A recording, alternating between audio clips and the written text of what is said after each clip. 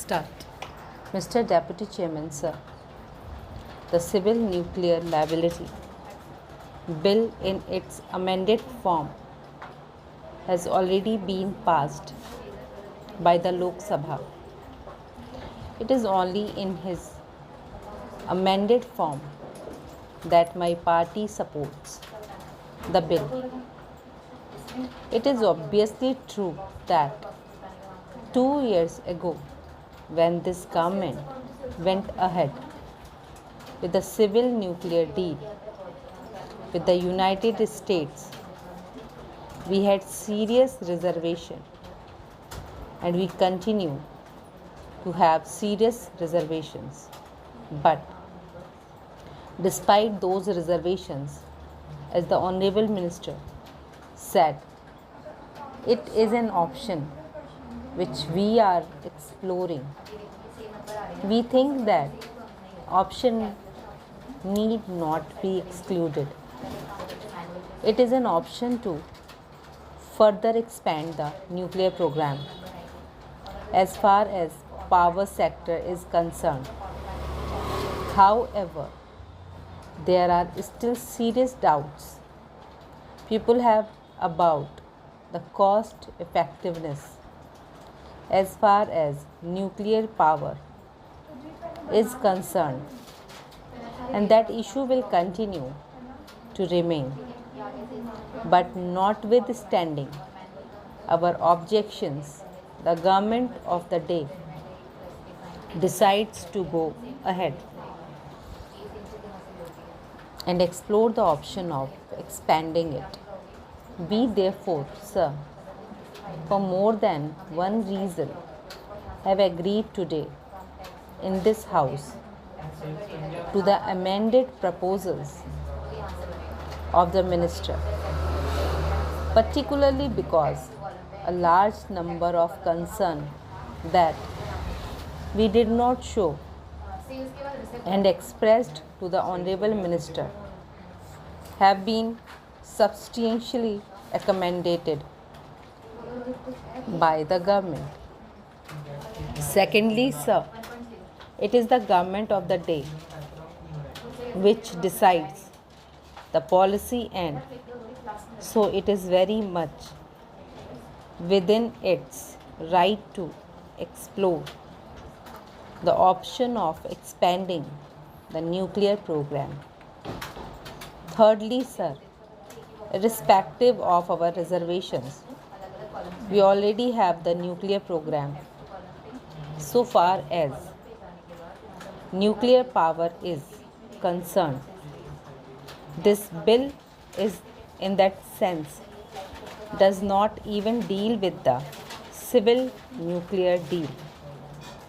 This will essentially deals with the principal questions as to whether it is existing or it is expanded, and in the event of a nuclear incident, how are the victims of that accident going to be compensated in an expeditious manner.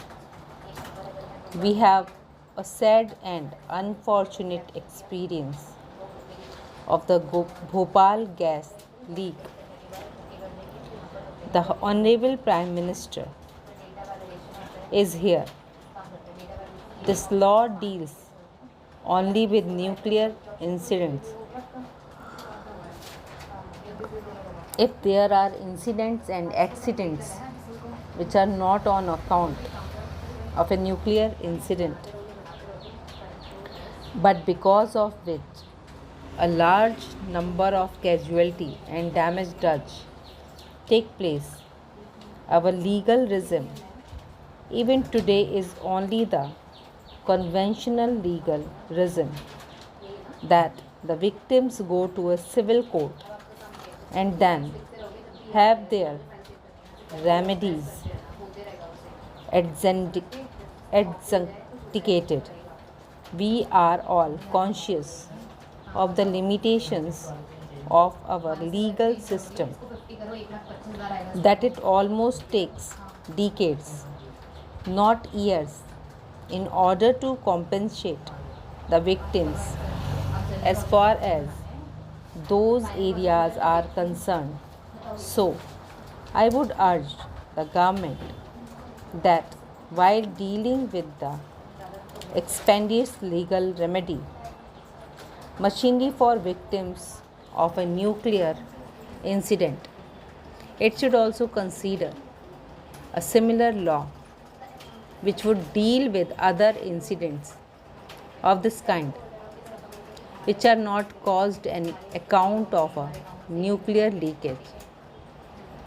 Sir, the minister is right in saying that this law does not deal with the criminal remedies, but in that case we found that the criminal remedies which are going to be the same, whether it is a nuclear leak or it is a gas leak or a chemical leak, also need to be straightened.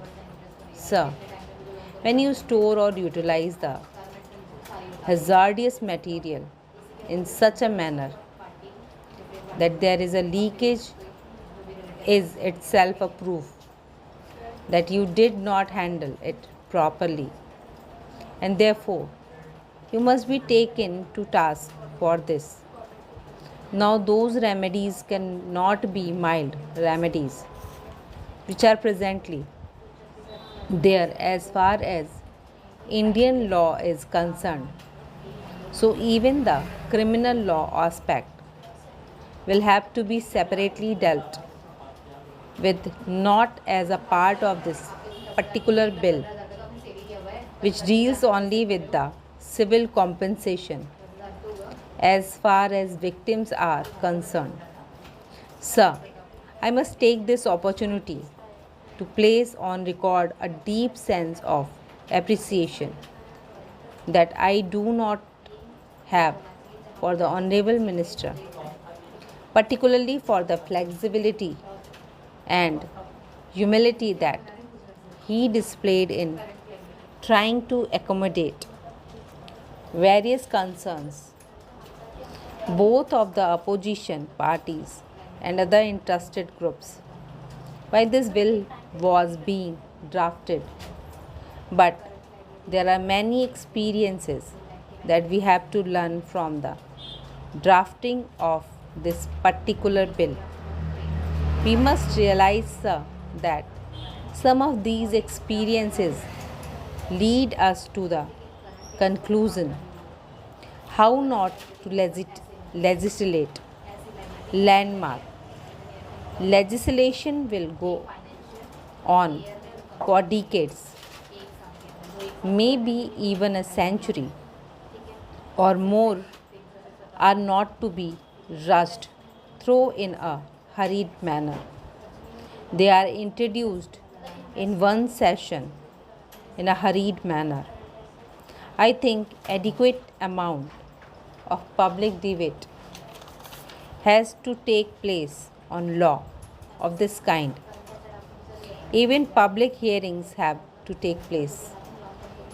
Sir, I really do not understand as to why are we rushing through a bill which was introduced in the later part of the budget session. The government must come clean and say why it must be cleared in the monsoon session itself, and it cannot wait. So, sir, I sincerely feel that this is not the appropriate time to legislate this law. The government must do some homework before putting in place such a machinery which would deal with all these aspects in a comprehensive manner and not in a piecemeal manner.